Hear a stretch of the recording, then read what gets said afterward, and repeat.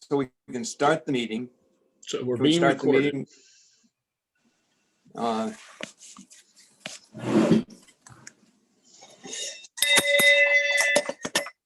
The meeting is starting.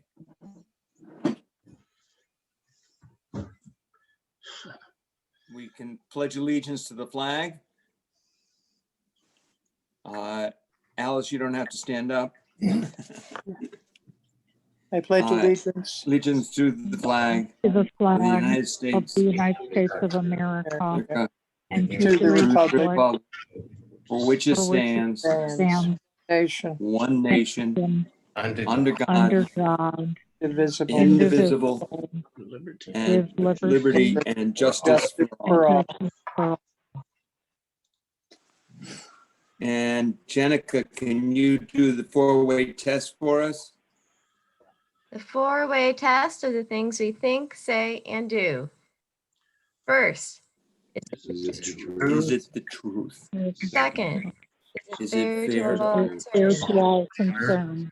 Third, will build But build goodwill. goodwill and better Friendship. Goodwill friendship. and better friendship. Fourth, Will is be beneficial Will be to all. beneficial to all concerned. Thank you, thank you, thank you.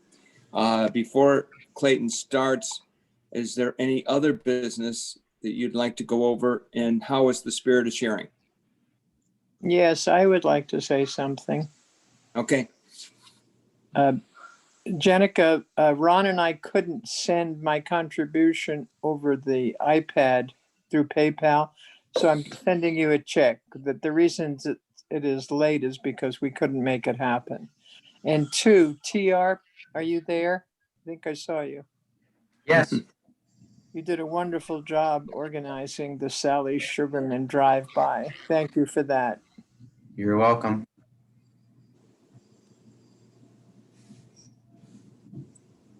Well, I hope- so spirit of sharing, I actually don't have our final kid numbers because we kept adding to it. It kept getting more and more and more because we still had extra volunteers and cash. So and because they're the pharmacy in Manchester and Bennington and the Southern Vermont Storm hosted a toy drive as well for spirit of sharing, which meant that they collected, just random toys at those stores and then dropped them off. You might have seen them in the paper last week. There's a lot of toys. So we just kept, I last week when we knew that we still had resources, we just put it out there again of, kind of like last minute, any families in need, contact Beth. And so she was able to set up like a little room in the state offices for this week and scheduled families to come in at particular times to go in and like shop for gifts. So in that, like the gifts that were donated versus the matching, thing that we do. So there are those families that were helped out as well. And yeah, I think that the final numbers will be pretty impressive, but I don't know what they are yet because we just kept adding. And we have extra cash to give them as well, which they use for any last minute emergencies. And then throughout the year as well with helping families with their immediate needs. So overall, Beth and I are just completely blown away by people's generosity, especially during this time and this COVID time. The community really reached out, and it was, it was a scramble and really stressful at the end, but it all came together. And I'll be putting out an email probably today asking for help with writing thank yous to the people who donated the cash.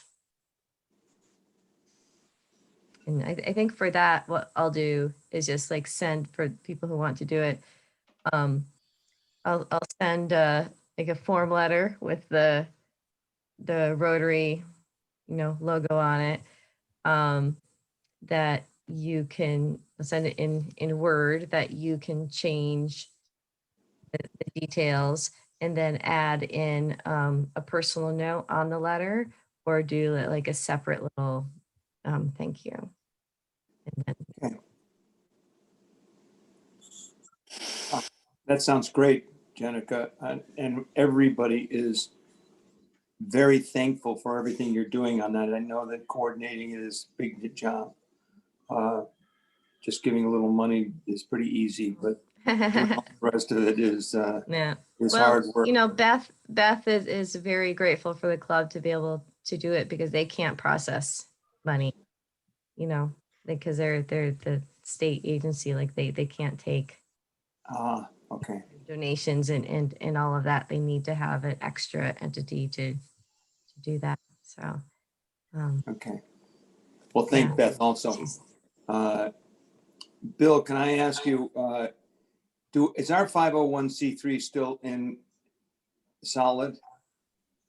I have no idea, John, but I did raise this question with Jenica earlier.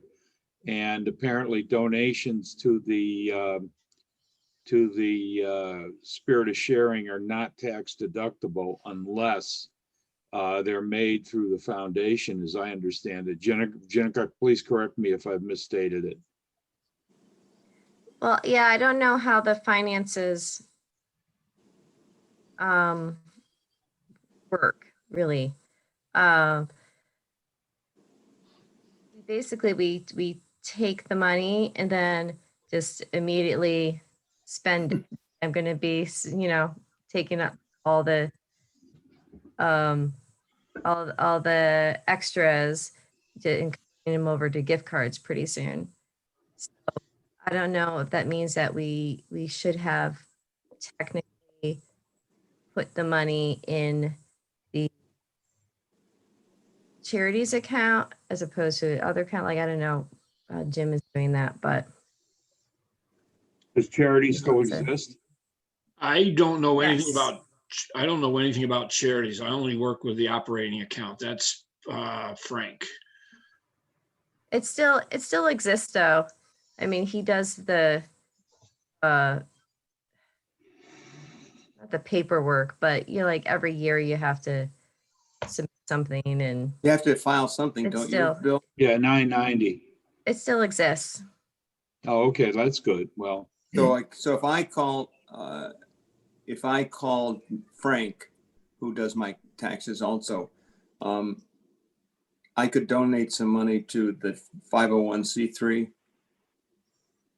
yes. Okay, that's what I'll do. Whether you should talk to Frank about this, because I'm retired, so I shouldn't be giving gratuitous advice. But anyway, you should talk about Frank about this. I mean, you've got the situation where you're giving money to a 501c3, which, as long as what it's doing with the money is within its exempt purpose, you're okay. But you better Okay. talk to Frank. I'll talk to Frank. That's the advice to it. Thank you. Yep. And, Consult your professional advisor. yes. Don't try Well, I'm this sure at you're home. right, Bill, but I just don't know whether Well, they've thank actually you. filed the 999s or not, Yeah, 'cause well, thank you. if they haven't filed those, then, charities might not exist. And, Understanding, at least as of a couple years ago, that he does it every year. okay, I don't All think right, it'd be well, I'll call something that he Frank. lapses on. I'll talk to Frank. Okay. Any other business?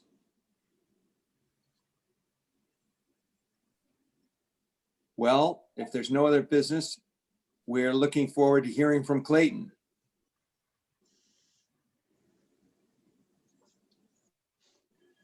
You got to unmute yourself. There you go. I'm not sure that's wise. Just joking.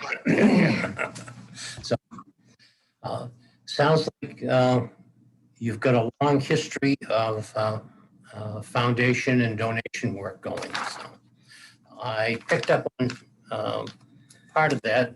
I think 3 or 4 weeks ago, there was a discussion going on about the project for the roadside pickup, litter control, picking up.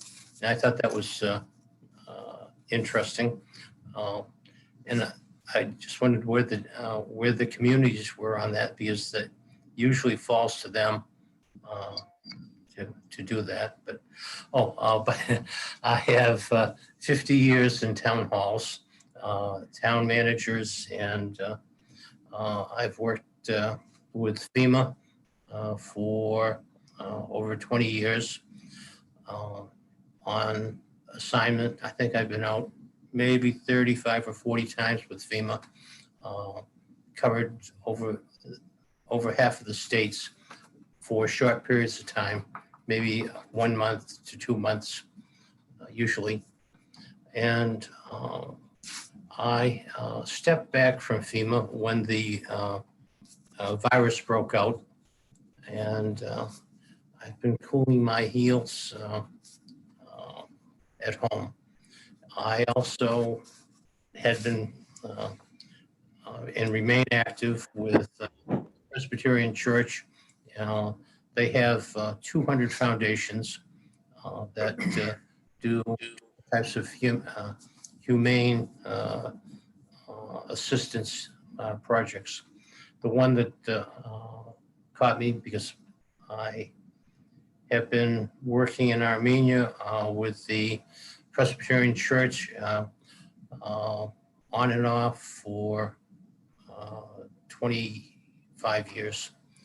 And I got a University of Michigan grant.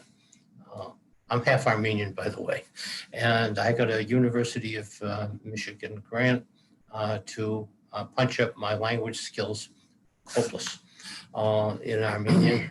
But I was there for about 2 months, and I enjoyed it, and established relationships that have continued to this day. So in that period of time, I met the Armenian Tree Project people out of Watertown, Massachusetts, and also the Genesians Trevor Goodrich have the Genesian program has headquarters in New York, but they're one of the 200 foundations of the church. So they have a variety of programs that they're running. They're all humanitarian in Armenia itself. And the other 200 are spread across the world, really. So anyway, my interest here is when I picked up on what appears to be the desire of membership to focus and punch up the program level. And I thought that's something that we all could discuss and help out. And I certainly don't hesitate at all to stand behind the finances in this work. So with the Presbyterians in Armenia, we've worked out a water main project through Rotary. We started off with a district grant for about $3,000 or $4,000, maybe $5,000 to improve a water line that feeds the village of about 400, 500 families. And the feed part is from a mountaintop on the Armenian border with Azerbaijan, and downhill about 3,000 feet lower is the village. And so during the World War II period, the Soviets, which controlled Armenia at the time, put in a water system to feed the village. The village grew, the water main rusted out and sprung leaks. And the new project, which is completed for the delivery of water, and now they're doing some little trim work that we put into the grant, is signed off by the folks in the global grant from Rotary. So it was maybe 60,000, something like that. I myself don't like large projects, and that was basically too far away to manage for anyone. So I do like the approach that your club has of the small, distinct pieces, and I thought maybe I could help promote a discussion about picking the better of the humanitarian type of projects and building them up a little bit more. One area that struck me since my wife and I have moved from Massachusetts up here, it's about a year now, is that the Council on Aging and the seniors seem to be in good number. And with the lockdowns that are underway, the senior group and those others that are not collecting a wage because they can't work, those that aren't pensioned out or don't have any other fallback, really would benefit from some type of activities that also left them in better shape, or help them to have an alternative, an effective alternative way of spending the family money.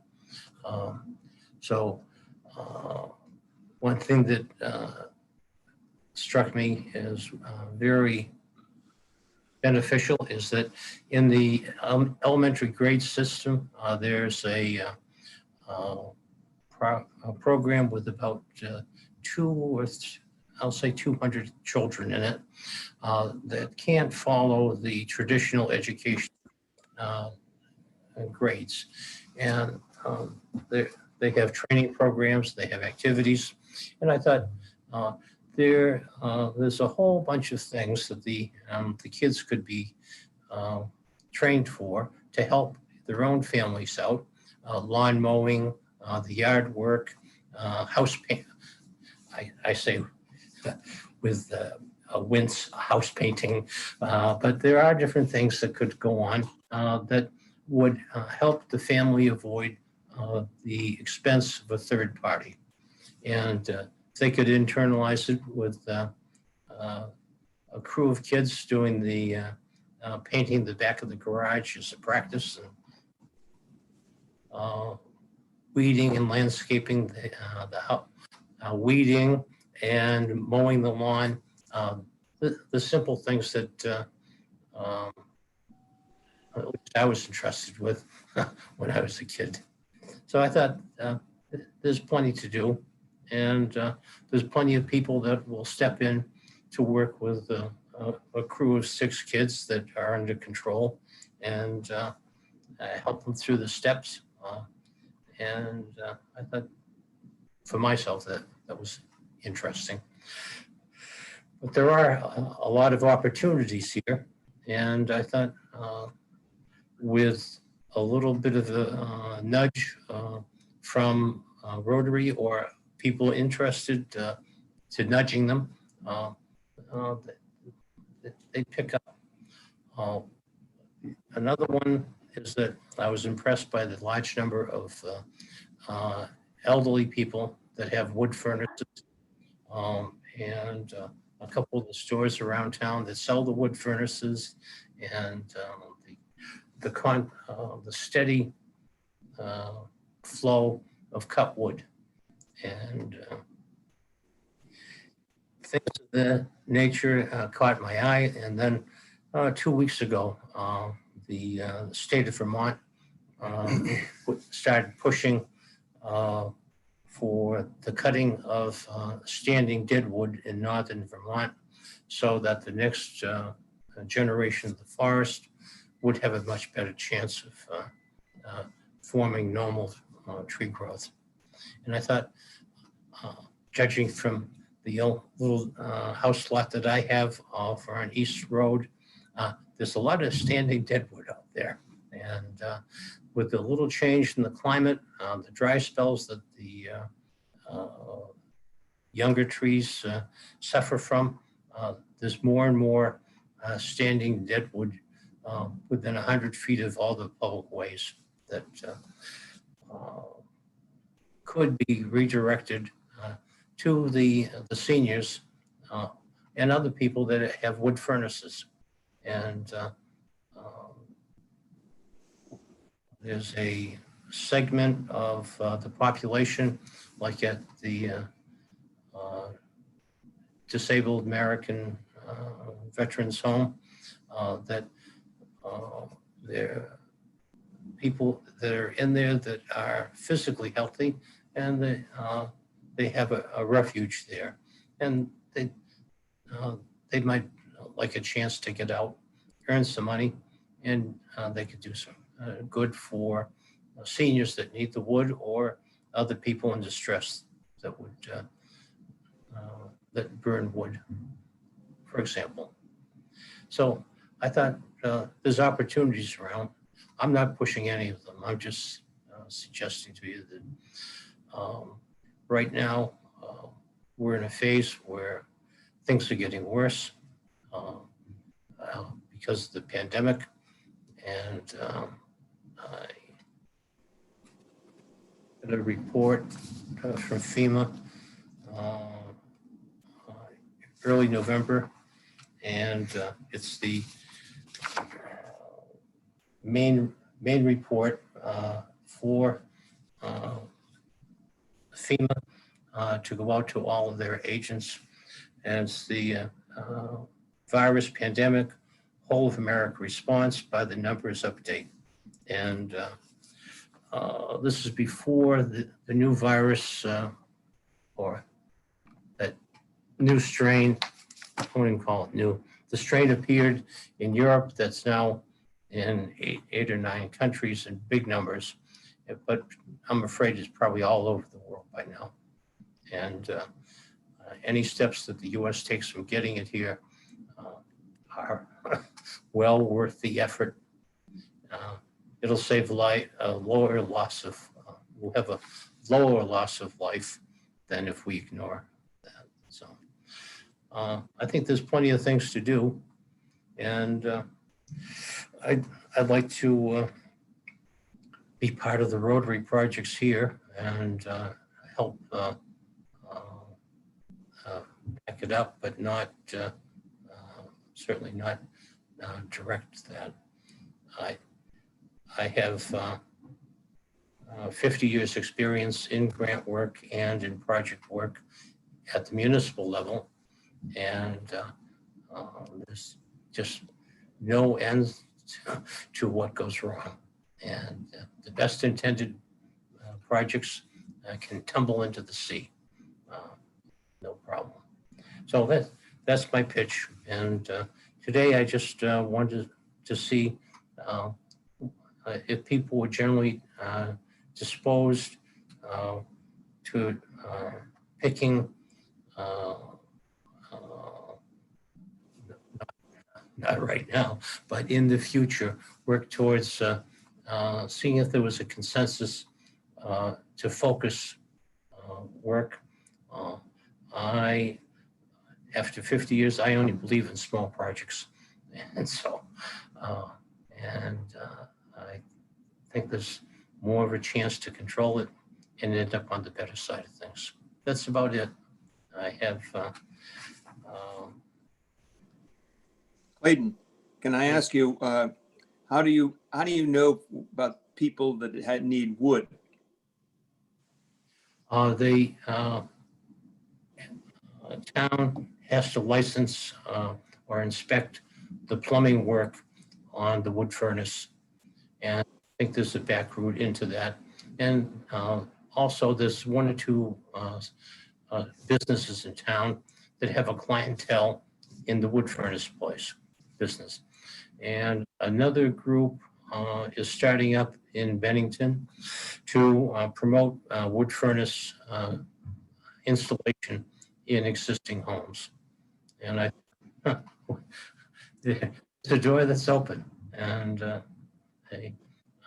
we're not, if I embarked on it with a group, that'd be a place I go to get information. Are there people, older people that need wood is what I'm trying to get at because you're right. There's so much wood. I mean, I have more wood than I know what to do with. You know, I could give wood away. I was going to take a back route into that question, like using the senior center and simply start off with the oldest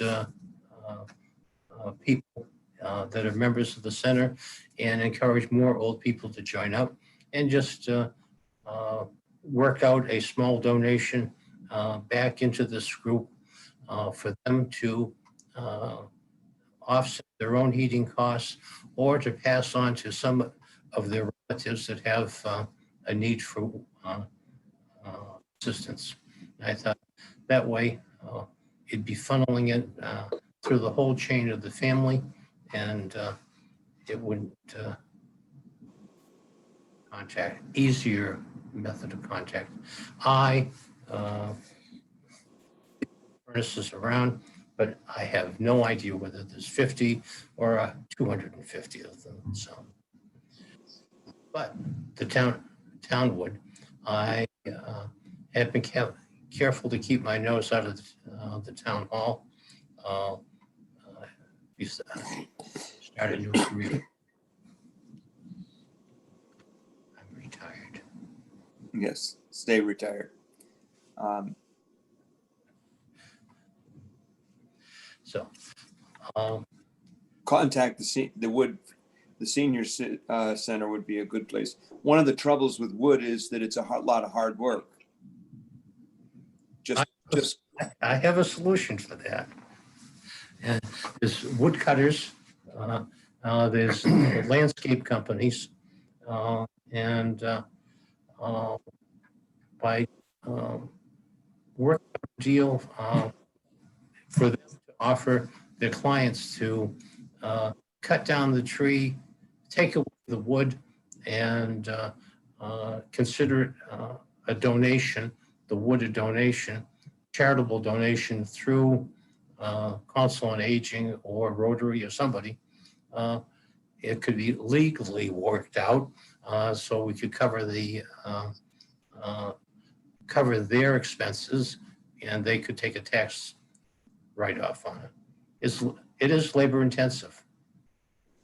Even just stoking the fire is difficult for some people. I had thought of that, and that's why I thought of the DAV group that is in residence. There might be one or two crews of 4 people that would organize themselves, make some money, and go out and daily stoke the furnaces for the elderly. I'd agree with that. Great. But you're right. You can get, if you want to know the truth, I can get all the wood I want from the tree surgeons. Just tell them that they want to drop off the wood they don't want to split up themselves, and I can get more wood than I could possibly split up. Agreed. Yep. And there is a splitter that's not gasoline powered. It's a giant spring, basically from some part of the car body where you can pull it down, it snaps down, splits the wood. And I haven't looked into buying one, but I know it's out there. I've seen them operate. But it's doable. But I have a small stockpile of wood from simply edging back the edge of my lawn and cleaning up the house lot that got built, was it 20 years ago, I think. It's a 20-year-old home at 882 East Road. It's just down off the road. And it's about 2 acres that used to be forest and now has a little bit of fringe. I set aside part of it as a woodpecker haven. So complete There's a lot of wood there. fallen trees. Yes, there is. And there's 30 acres right behind me that is the developer's industrial park backlog, I guess. Well, I have to tell you, there's 300 acres behind me that has been logged. And what they left behind, there's got to be 150 cords. Wow. It's true. And then the town has the capacity to clean up the edge of the right of way, and that alone be a benefit. They have to pull it out. There we go. So moving forward, I would hope that we could focus on the programs. I think getting an understanding of your finances and your 501c3s and that operation would certainly help me. And I've got money to donate, and I intend to. Well, that sounds great, Clayton. I appreciate it very much. And I think we should consider all of those things, even the Armenian. I assume they're raising money to do that water supply. There's no end to the number of villages that are at the bottom of the leaky pipe. So, but the one out in New Alton is finished, complete with beehives to finance the Oh, tree. good. So That's great. Okay. Well, thank you very much. I appreciate it. Is there anything else we've got to discuss today? I'd like to know if I can be of any help understanding the finances and asking the questions so that the club can be on the same. Okay, Clayton, I will talk to Frank, and next meeting, I will get back and give you a quick report on where we are with that. Okay. And how we can further help the community as well as to help the Rotary and our club. As soon as that's done, I'll put a donation in. Okay, you got it. I appreciate it very much. Okay. Thank you. Is there anything else? No. Okay, well then, we will end the meeting. Is that all right with you, Jim? Yep, we're good. Thanks, Clayton. Very informative.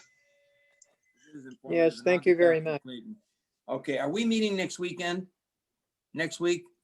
We don't usually in between the Christmas and, I think January 4th, is that the next Tuesday or the first Tuesday in January? yes, January 4th will be the next meeting. that's what I thought. Okay,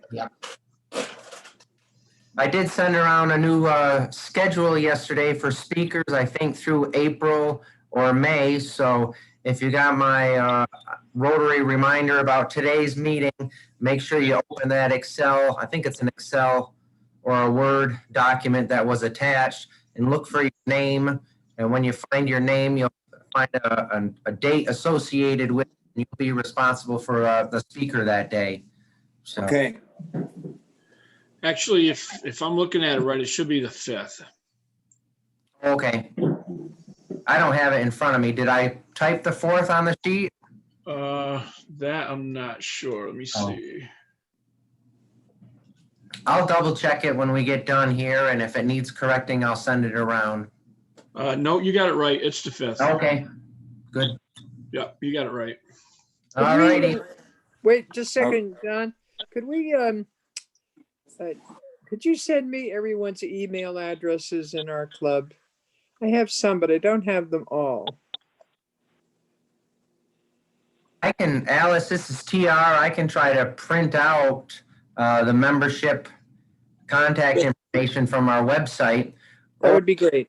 That's Or what I you need. could go to catamountrotary.com. And it's all there? Yep. Okay. Okay, thank you. Good to see everybody. Yes. Okay, thank you. Thank you. All right. Well, Merry Merry Christmas, Christmas, everybody. happy Merry Christmas. holidays. Merry Christmas, happy holidays, happy New Year. All right. See you all Bye-bye. next year. Happy holidays. You too.